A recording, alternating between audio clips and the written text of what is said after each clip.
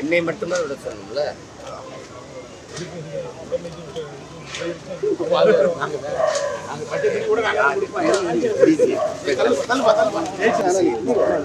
என்னை மட்டும் சந்திக்க அவங்க உயிருக்கு உடமைக்கு என்னால என்ன ஆபத்து வரும்? சரி, கைது செஞ்சவங்க எல்லாம் சந்திக்க கூடாது அப்படின்னு என்ன? அவங்க அவங்க என்ன குற்றம் பண்ணாங்கன்னு சொல்லுங்க, எனக்கு சொல்லுங்க. என்ன அவங்க பண்ண கிரைம் குற்றம்?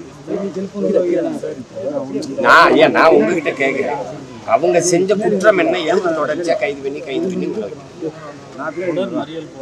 தொடர் மறியல் போராட்டத்தை ஊக்குவிச்சது யார்? இப்போ அரசு இந்த தேர்தல் அறிக்கையில 181வது விதியில கொடுத்த நாங்க வந்தால் பகுதி நேர ஆசிரியர்களை நிரந்தர பணி அமர்த்துவோம்னு கொடுத்த இன்றைக்கு இருக்கிற முதலமைச்சர் அன்னைக்கு எதிர்கட்சி தலைவராக இருக்கும்போது கொடுத்த வாக்குறுதி, அதை நிறைவேற்றுங்கன்னு சொல்லி தான் வலியுறுத்தி போராடுறாங்க.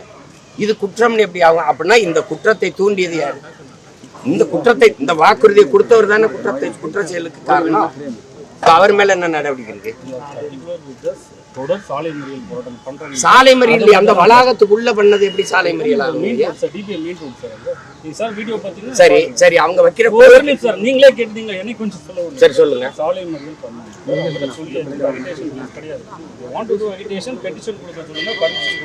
அதை பேஸ் பண்ணி நடத்திக்கலாம். அது நோபடி நாங்களே பந்தோபஸ்து. சரி, அந்த கோரிக்கை திடீர்னு வர்றாங்க, சாலை மறியல் பண்றாங்க, மெயினான ஒரு டிபி காலேஜ், அது we have to take action. ஒரு வழி இல்லை, எடுத்து வந்து செக்யூர் பண்ணி வச்சிருக்கோம். Anyway, they are released. 10 நாள் அது தொடர்ந்து நடக்குது இல்லையா?